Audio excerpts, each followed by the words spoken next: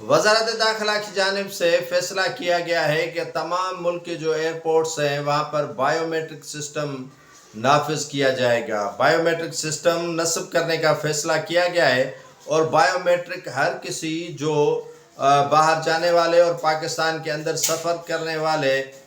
جو افراد ہیں ان کا بھی انہیں علم ہو جائے گا کہ آیا وہ اشتہاری ہیں، کسی کیس یا کسی مقدمے میں مطلوب تو نہیں ہے۔ اگر مطلوب ہوں گے تو پھر ان کا باہر جانا اور سفر کرنا ان کے لیے آسان نہیں ہوگا۔ یہ وزارت داخلہ کی جانب سے تمام ایئرپورٹس پر انٹرنیشنل امیگریشن کاؤنٹر پر مؤثر تحقیقات جانچ پڑتال کرنے کے لیے بین الاقوامی معیار کے مطابق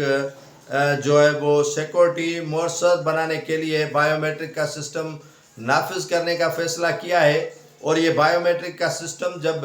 نافذ ہو جائے گا، ابھی نہیں ہوا ہے، جب ہو جائے گا تو اس میں تمام جتنے بھی اشتہاری ملزمان ہیں ان کا باہر جانا اور ملک کے دیگر جو صوبے ہیں وہاں پر سفر کرنا انتہائی مشکل بن جائے گا۔